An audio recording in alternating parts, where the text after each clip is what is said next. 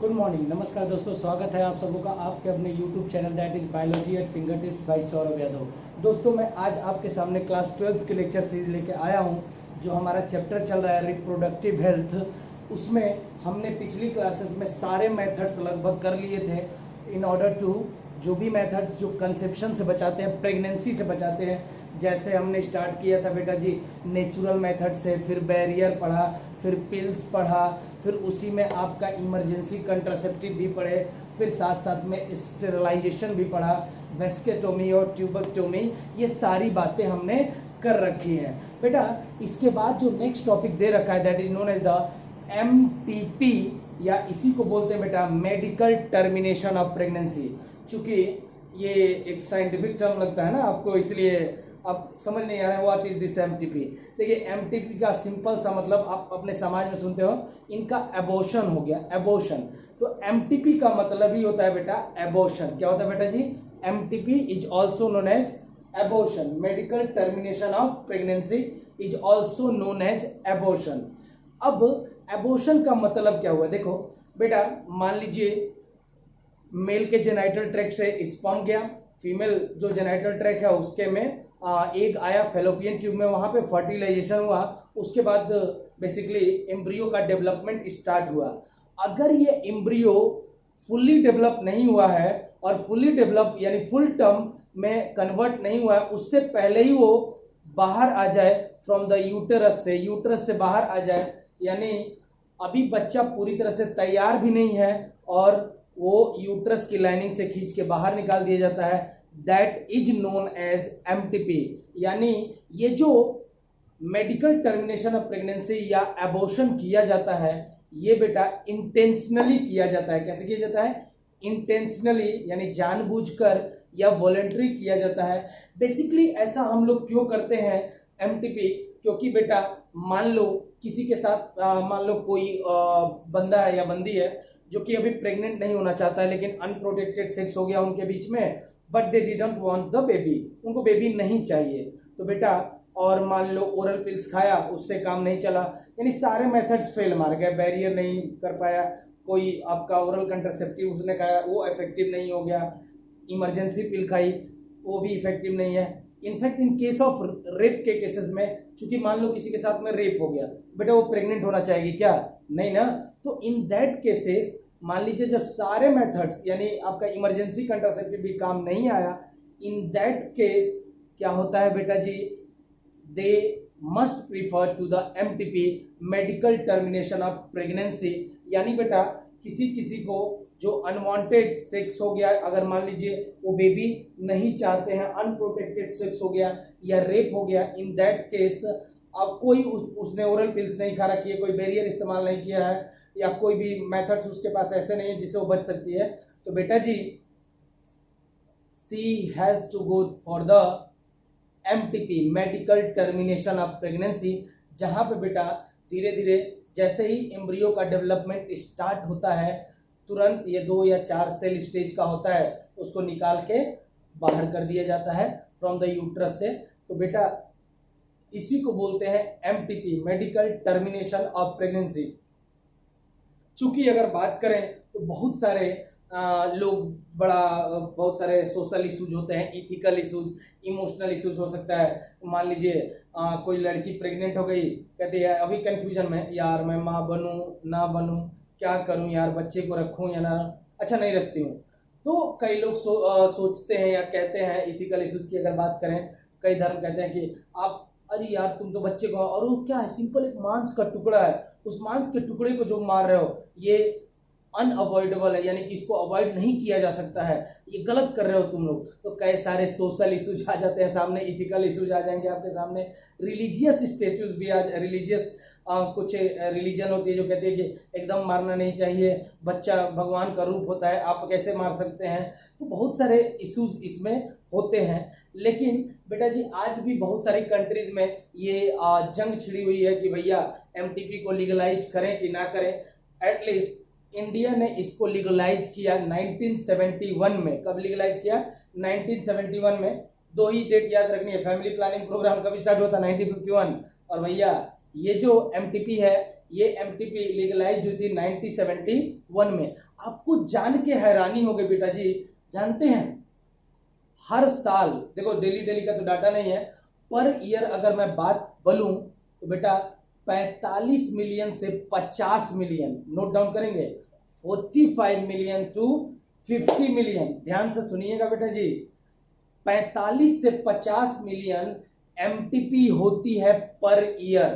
Clear है जी, जो कि 20% है of the total conceive pregnancy. यानी अगर मान लो 100% फीमेल प्रेग्नेंट हुई, उसमें से 20% का अबॉर्शन हो जाता है, एमटीपी हो जाती है, यानी 1/5 जो हो जाएगा वो अबॉर्शन करा लेती हैं ड्यू टू एनी रीजन। हो सकता है अनप्रोटेक्टेड सेक्स हो, रेप हो, या मान लो बच्चा जो जन्म ले रहा है उसके जन्म से मदर को कोई डिफिकल्टी हो सकती है, मदर की लाइफ थ्रेटनिंग हो सकती है। क्लियर है जी, एक्टोपिक प्रेगनेंसी हो गई तो भी उसके लाइफ के लिए खतरा हो सकता है बेटा। तो कुछ भी रीजन हो, लेकिन बेटा कई बार देखा होगा बच्चे के अंदर में टर्नर सिंड्रोम, आपने देखा था क्लिनफिल्टन सिंड्रोम, ये सारे सिंड्रोम भी होंगे, क्रोमोसोमल डिसऑर्डर। तो एबनॉर्मलिटी के साथ में बच्चा कौन चाहेगा बेटा, कोई नहीं चाहेगा, तो वो लोग एबॉर्शन करा लेते हैं। ये सारी बातें यहाँ पे एनसीईआरटी में लिखी हुई जो मैंने बातें बोली है, देखते हैं। इंटेंशनल और voluntary termination of pregnancy before its full term is called as medical termination of pregnancy या इंड्यूस्ड एबॉर्शन, इसी को कहते हैं। Nearly 40 to 50 millions MTP perform होती हैं पर ईयर, दैट इज 1/5 या 20% है ऑफ ऑल कंसीव्ड प्रेगनेंसी। देखो एमटीपी का एक तो फायदा है कि बेटा एबॉर्शन हो रहा है तो नंबर ऑफ पॉपुलेशन इंक्रीज नहीं हो रही, घट रही है। लेकिन बेटा जी लोगों ने इसका गलत मतलब निकाल लिया। एमटीपी जैसे ही चूंकि जब आप क्या करते हो बेसिकली परफॉर्म करेंगे एमनियोसिंथेसिस, तो वहां पे आपको पता चल जाता है सेक्स ऑफ द बेबी, यानी ये फीमेल है कि मेल है। इन दैट कंडीशन बेटा जी लोग क्या करते हैं, फीमेल फीटिसाइड करते हैं, यानी कि अगर उनको पता चलता है कि लड़की है, घर में जो पल रही वो लड़की है, तो उसको वो मार देते हैं। क्लियर है जी। तो इसकी वजह से जो दूसरा इफेक्ट है, फीमेल का जो फर्टिसाइड होता है, फीमेल को लोग गर्भ में मारते हैं, इसका कंसंट्रेशन बहुत ही ज्यादा इंडिया में। इसलिए गवर्नमेंट ने इसको लीगलाइज तो किया 1971 में, लेकिन स्ट्रिक्ट रूल्स एंड रेगुलेशन, अगर कोई भी बंदा, कोई भी डॉक्टर पकड़ा जाता है इसको करते हुए, किसको करते हुए, यानी सेक्स डिटरमाइन करने के लिए, बेसिस पे सेक्स डिटरमाइन के लिए और लड़की को मार रहा है, ठीक है, तो उसको सजा भी होती है। क्लियर है जी। MTP has significant role in decreasing the population though it is not mean for that purpose, उसके लिए बिल्कुल भी नहीं है। एमटीपी का सीधा सा मतलब है कि अनप्रोटेक्टेड सेक्स हो गया, रेप हो गया, या फिर बेटा जी मान लो बच्चे के जन्म से मदर को खतरा है, या बेसिकली अगर बोले मदर को कोई बीमारी है जो बच्चे के अंदर में चली गई है, या एबनॉर्मल बच्चा है, उन कंडीशन में आप बेसिकली एमटीपी करा सकते हो। इसके लिए बिल्कुल भी नहीं कि आप फीमेल को मारिए। Whether to accept or legalize MTP not is being debated in many countries due to its emotional issues, हो सकते हैं कुछ अपने ethical issues, कुछ religious, कुछ social issues इन्वॉल्व होते हैं, जिसकी वजह से अभी भी कई कंट्रीज में ये अलाउ नहीं है, लीगलाइज नहीं है। गवर्नमेंट ऑफ इंडिया ने इसको लीगलाइज किया MTP in 1971 with some strict condition to avoid its misuse, ताकि इसका कोई मिसयूज ना हो सके। Such restriction are all the more important to check indiscriminate and illegal female feticide which are reported to be high in India, जो कि सबसे ज्यादा हाई है इंडिया में। क्लियर है जी। नेक्स्ट हम देखेंगे why MTP is required, या MTP हम लोग क्यों करते हैं या क्यों रिक्वायर्ड होती है, पहले इस बात को लिखेंगे बताओ। देखिए बेटा जी जो नेक्स्ट दे रखा है why MTP is done, क्यों किया जा सकता है आपका मेडिकल टर्मिनेशन ऑफ प्रेगनेंसी। पहली बात मैंने बता दी, to get rid of unwanted pregnancy. भैया कोई मां नहीं बनना चाहता है, अभी एक ही बच्चा नहीं बोला तुझको कैसे पाल लूं, तो एक बच्चा तो पाल लूं पहले, उसके बाद तुझे पालूंगी, ये अनवांटेड हो गया। यानी उसने हो सकता है भैया मेल पार्टनर ने कंडोम यूज किया था, कंडोम फट गया, घटिया क्वालिटी का था, हो सकता है बेटा जी, तो भैया स्पर्म चला गया और वो फट गया, लेकिन वो they didn't want the baby, तो ये कहलाएगी unwanted pregnancy either due to casual unprotected intercourse या बेटा failure of contraceptive आपने जो कंट्रासेप्टिव यानी ओरल पिल खाई है, काम ही नहीं किया। यूज ड्यूरिंग क्वार्टर्स और रेप के समय में आपका ये एमटीपी परफॉर्म की जाती है। क्लियर है जी। नेक्स्ट दे रखा है MTP are also essential in certain cases where continuation of pregnancy could be harmful or even fatal either to the mother or to the fetus या both। यानी बेटा हो सकता है, कई बार सुना होगा कि ओ माय गॉड मैं बच्चे को बचा पाया, माँ को नहीं बचा पाया, या माँ को तो हमने बचा लिया, बच्चे को नहीं बचा पाए। ये पिक्चरों में से देखा होगा आपने। तो हो सकता है बेटा कि मदर वीक है, वो बच्चे पैदा नहीं कर पाएगी, अगर वो बच्चे के लिए डिलीवरी के लिए जाएगी उसकी खुद की डेथ हो सकती है। तो उन सब कंडीशन में जहाँ पे मदर को खतरा हो या फिर फीटस को खतरा हो या फिर दोनों को खतरा हो, in that condition MTP perform की जा सकती है। क्लियर है। 2017 में एक एमटीपी अमेंडमेंट एक्ट आया, पास हुआ राज्यसभा में, जहाँ पे ये विचार किया गया बेटा जी कि जो एमटीपी यानी मेडिकल टर्मिनेशन ऑफ प्रेगनेंसी की जो वैलिडिटी है, पीरियड है, वो लगभग 24 वीक्स की जा सके। यानी कि बेटा 6 महीने, भैया एक मंथ में 4 होते हैं क्या बेटा जी, वीक। 24 को कर लीजिए तो कितना हो गया, 24 डिवाइडेड बाई कितने से करोगे भाई, 6-7 कर लो, 6 4 जा 24, यानी कि लगभग 6 महीने के आसपास में, जिसको हम लोग कहते हैं सेकेंड ट्राइमेस्टर भी बोल सकते हैं। तो जहाँ पे उन्होंने रेज किया कि भैया प्रेगनेंसी जो पीरियड है अबॉर्शन की, उसको बढ़ा के 24 कर दो, जो कि 12 थी। फर्स्ट ट्राइमेस्टर सेफ माना जाता है, लेकिन इन्होंने कहा कि बढ़ा के क्या कर दो, 24 कर सकते हैं हम लोग, 24 वीक्स। तो ये आप याद कर सकते हो, वैसे दे नहीं रखा है, कोई दिक्कत नहीं है, भूल भी जाए तो कोई इशू नहीं है, ठीक है ना। अमेंडमेंट एक्ट कब आया था, 2017 में, याद कर लीजिएगा, जहाँ पे राज्यसभा में बात हुई कि प्रेगनेंसी पीरियड जो है अबॉर्शन की 24 वीक की जाए। क्लियर है जी। इनिशियली कितनी थी, जब 1971 में पास हुआ था तो 12 वीक थी, ठीक है जी। फर्स्ट ट्राइमेस्टर तक सेफ होता है, आप अबॉर्शन कर सकते हैं। उसके बाद काफ़ी बेटा हार्मफुल भी हो सकता है, या कहें तो डेंजरस भी हो सकता है, जब आप सेकेंड ट्राइमेस्टर में करेंगे तब। क्लियर है जी।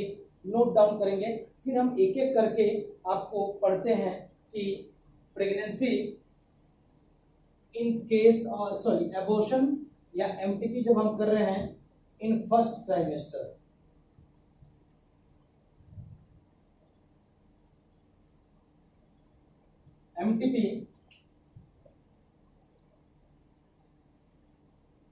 MTP is relatively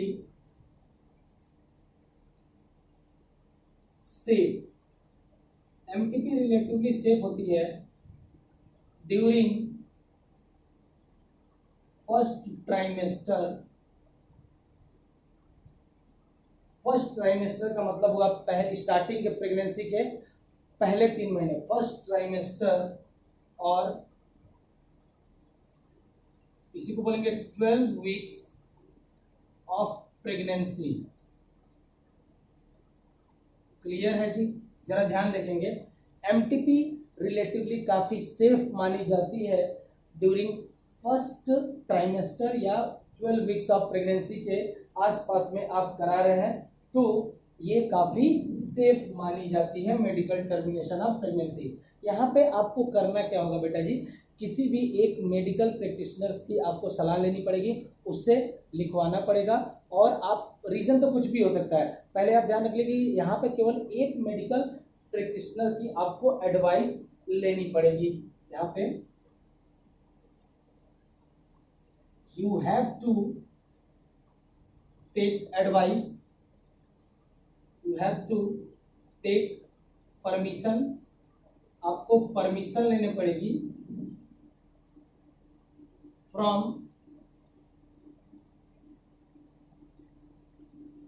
eight least one medical practitioner, TRACTIONER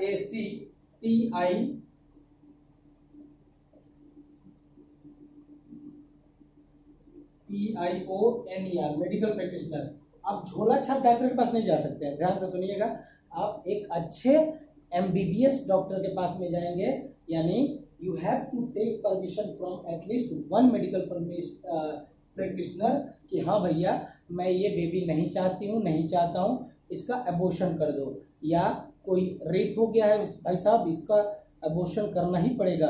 तो इन दैट कंडीशन में आप क्या कर सकते हो बेटा, एक सिंपल डॉक्टर के पास में जाएंगे और आप क्या करा सकते हैं, अबॉर्शन करा सकते हैं, जो रिलेटिवली सेफ मानी जाती है फर्स्ट ट्राइमेस्टर के समय में। क्लियर है जी। यहाँ पे जब आप जाएंगे तो आपको एक पिल्स दी जाती हैं, मेथड्स देख लीजिए। एक पिल होती है जिसका नाम है MT pill, medical termination pill.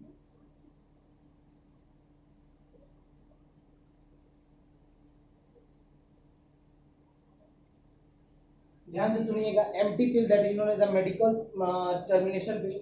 Initially शायद इसको मार्केट में RU 486 के नाम से बेचा जाता है, RU 486 के नाम से बेचा जाता है। ये मार्केट में अवेलेबल होगी आपको। क्लियर है जी।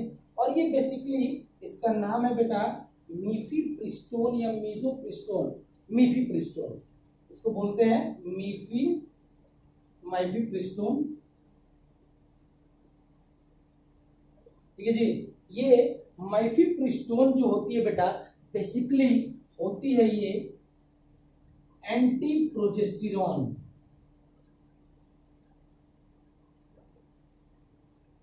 यहां से जो केमिकल रिलीज होगा that will be anti progesterone. और बेटा जी मुझे मालूम है कि भैया ये इंडोमेट्रियम की लाइनिंग है, ये मान लीजिए हमारा यूट्रस है,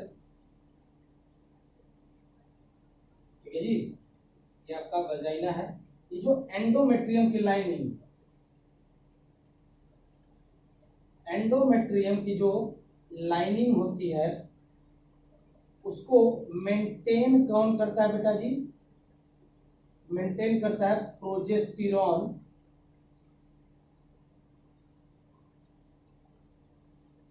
ड्यूरिंग प्रेगनेंसी। क्लियर है जी, दिख रहा है आपको, कौन मेंटेन कर रहा है जी, प्रोजेस्टेरॉन। और यहाँ ये जो मीफीप्रिस्टोन है ये किस तरह काम करेगी, anti progesterone.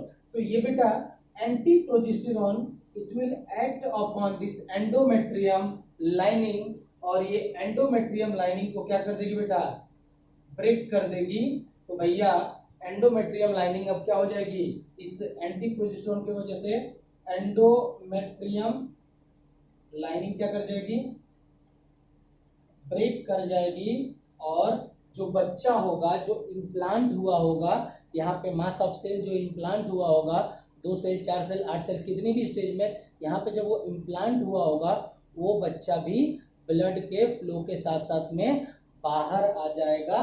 That is known as anti progesterone या मीफीप्रिस्टोन, जो मार्केट में अवेलेबल है RU 486 के नाम से। तो एक ये मेथड है कि आप एम्प्टी पिल्स खा लो। ये एम्प्टी पिल्स बेसिकली हमें मालूम है कि बेटा progesterone is known as pregnancy hormone, जो कि मेंटेन करता है प्रेगनेंसी को, एंडोमेट्रियम लाइनिंग को मेंटेन करके रखता है। लेकिन जब आप इसका सेवन करोगे RU 486 का, ये मीफीप्रिस्टोन का, तो बेटा क्या होगा, वो एंटी प्रोजेस्टेरॉन है, it will act upon this endometrium lining और इस एंडोमेट्रियम लाइनिंग को ब्रेक कर देगा।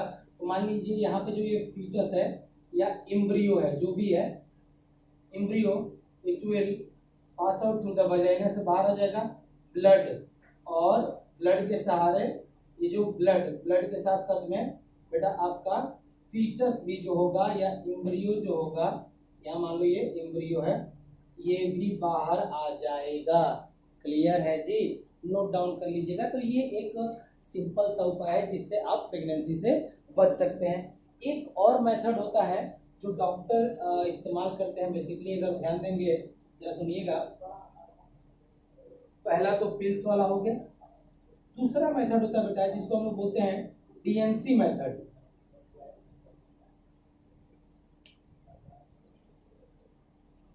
जिसको हम बोलते हैं बेटा डायलेशन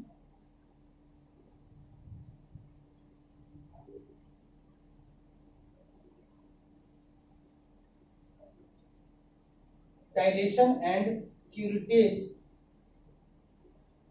is a procedure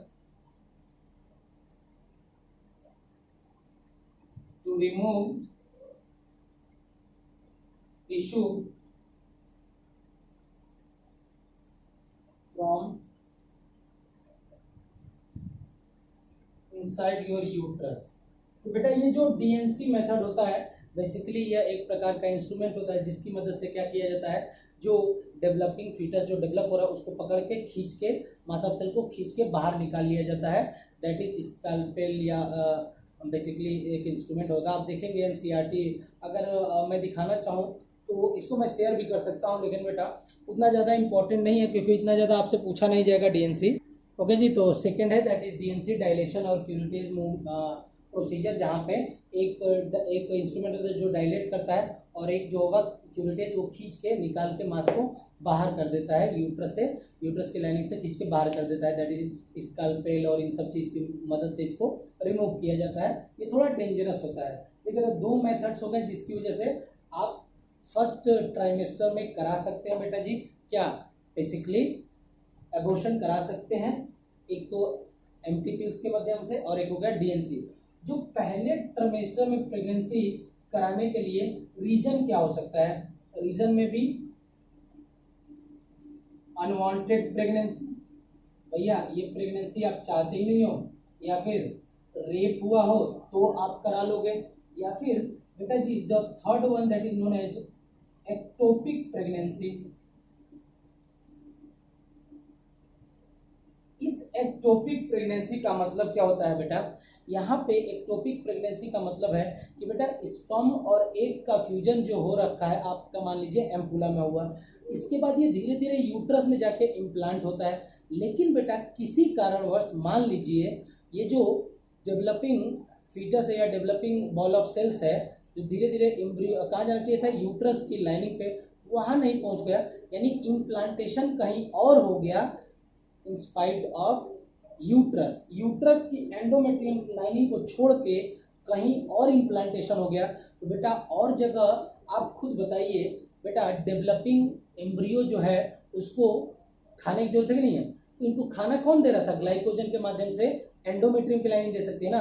ये बेटा कहीं और रहेगा, किसी और जगह रहेगा, तो वहां पे ये रेपिडली मल्टीप्लाई करेगा and it may lead to the damage of that particular cell, और बेटा खुद तो मरेगा ही मरेगा, और बेटा उसके लाइफ, हमारी लाइफ की भी थ्रेटनिंग को, जो जिस फीमेल के अंदर में एक्टोपिक प्रेगनेंसी हो जाएगी उसकी डेथ भी हो सकती है किसी किसी कंडीशन में। क्लियर है जी।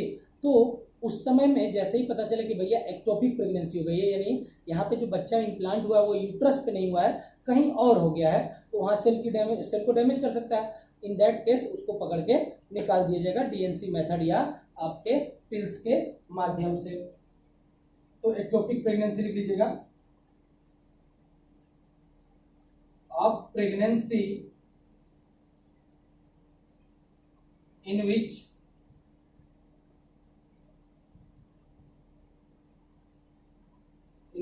fertilized egg implanted outside uterus, इन ये यूट्रस के बाहर इम्प्लांट हुआ है।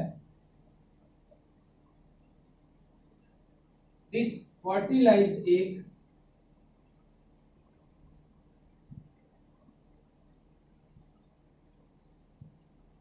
cannot survive, भाई बाहर तो सर्वाइव नहीं कर पाएगा ना क्योंकि उसको न्यूट्रिशन मिलेगा ही नहीं। Cannot survive outside the uterus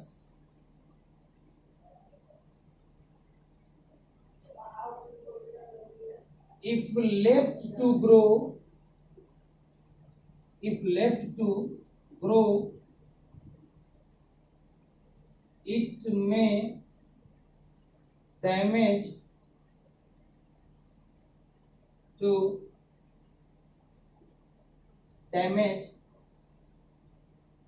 nearby organs, जहां पे वो रहेगा वहां के ऑर्गन्स को डैमेज कर देगा, ठीक है। And causes life threatening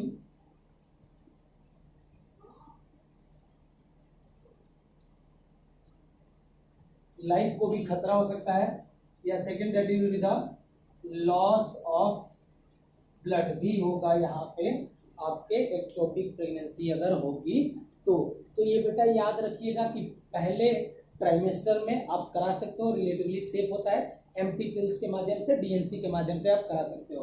clear है? ये कब कराते हैं?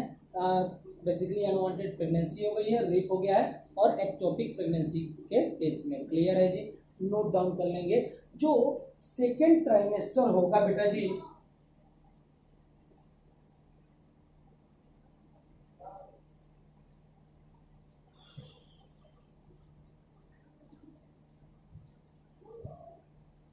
MTP is relatively, MTP is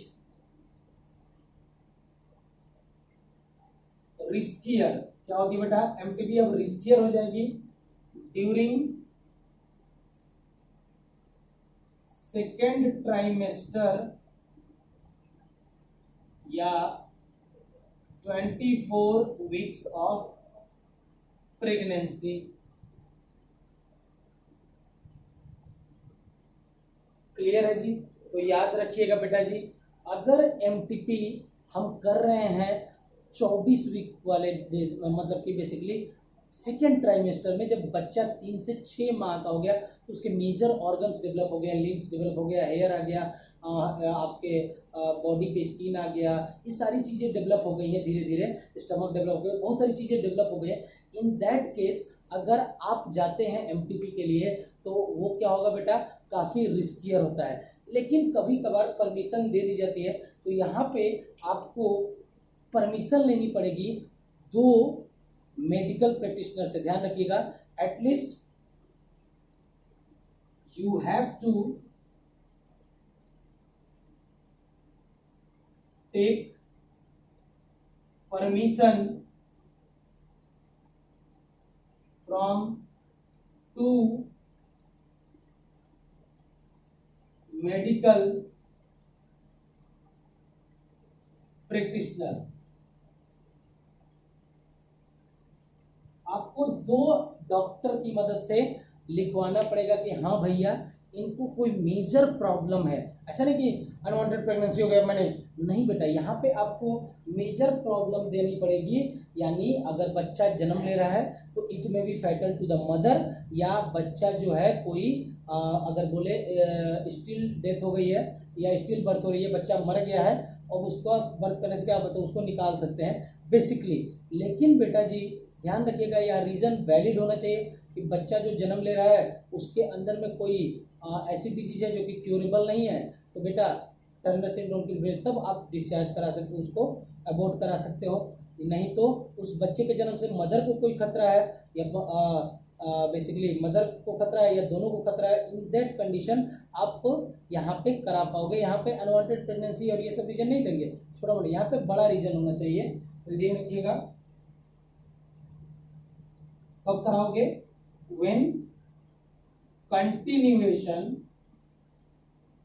of pregnancy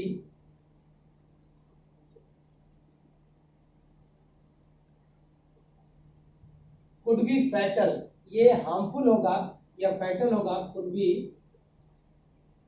harmful और fatal to mother and to foetus, दोनों के लिए हार्मफुल हो या दोनों की जान को खतरा हो। क्लियर है जी? तब हम ये कराते हैं, लेकिन आपको यहाँ पे बहुत ही रिस्कियर है, यहाँ पे 2 लोगों की मेडिकल प्रैक्टिशनर को आपके जांच करानी पड़ेगी, बिना ऐसे आप नहीं कर सकते हैं। क्लियर है जी? जो सेकेंड ट्राइमेस्टर की प्रेगनेंसी होगी तब की मैं बात कर रहा हूँ। क्लियर है जी? तो this is all about that has been given in the NCERT for the MTP, medical termination of pregnancy. कुछ बातें लास्ट में दे रखी हैं कि बेटा जब कभी भी आप जाओ तो किसी क्वालिफाइड डॉक्टर के पास में जाओ, ऐसा नहीं कि झोला छाप डॉक्टर के पास चले गए, और मेडिकल क्लर्क्स के पास में बिल्कुल ही ना जाए। ठीक है जी? क्योंकि अगर आप वहाँ पे मेडिकल क्लर्क्स की मदद लेते हो, वो ना कोई टेस्ट करेगा ना कुछ करेगा और ऐसे पकड़ के खींच देगा, तो it may be fatal to the mother को भी खतरा हो सकता है। फीटस तो जाहिर है मर ही रहा है, लेकिन मदर की जान को भी खतरा हो सकता है। तो इसलिए ध्यान रखिएगा कि आप जब कभी भी जाएं तो बेटा जी हमेशा क्वालिफाइड डॉक्टर के पास में ही जाएं। ठीक है जी। और आप याद रखिएगा कि बेटा एमनियोसेंटेसिस का गलत प्रयोग ना करें कोई। बेसिकली एमनियोसेंटेसिस का लोग यूज कर लेते हैं, सेक्स डिटरमाइन कर लेते हैं, और लोग जब उनको पता चलता है कि फीमेल है तो उसको मार देते हैं घर में। तो फीमेल फेटिसाइड के समय में अगर कोई भी मेडिकल प्रैक्टिशनर ऐसा कर रहा है तो उसकी शिकायत करें, जिसकी वजह से क्या होगा बेटा, उसको सजा मिल सके, बाकी लोगों को क्या मिले, बेसिकली उन लोगों को एक तरह से संदेश मिलेगा, ताकि अगर कोई करता है तो उनके साथ भी ऐसा हो सकता है।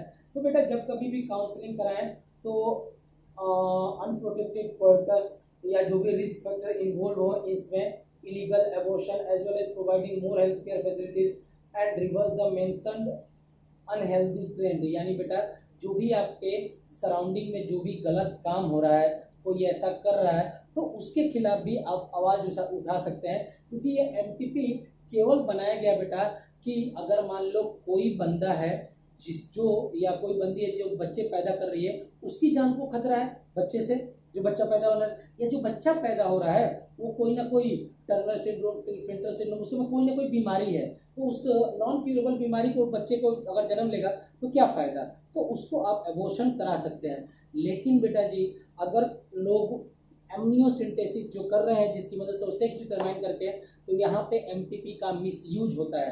तो ध्यान रखें, एमटीपी का मिसयूज करने के लिए इस एमटीपी को नहीं बनाया गया है। एमटीपी को बनाया गया है ताकि बेटा आपको बचाया जा सके, जो मदर है उसको बचाया जा सके, क्लियर है जी, बच्चा है उसको बचाया जा सके, क्लियर है। इसका बिल्कुल भी मतलब ये नहीं है कि एमनियोसेंटेसिस किया, घर में लड़की पता चली, ले दनादन फीमेल फेटिसाइड कर रहे हैं, नहीं, बिल्कुल नहीं। It is punishable act, clear है जी, sex determination is a punishable act. तो ये कुछ चीजें आपके दे रखी है आपके एनसीईआरटी में, इसको आप पढ़िएगा। ठीक है बेटा, अगर आपको ये पार्टिकुलर जो लेक्चर है दैट इज एमटीपी वाला अगर अच्छा लगा हुआ है तो काइंडली लाइक एंड सब्सक्राइब जरूर करें। Thank you all.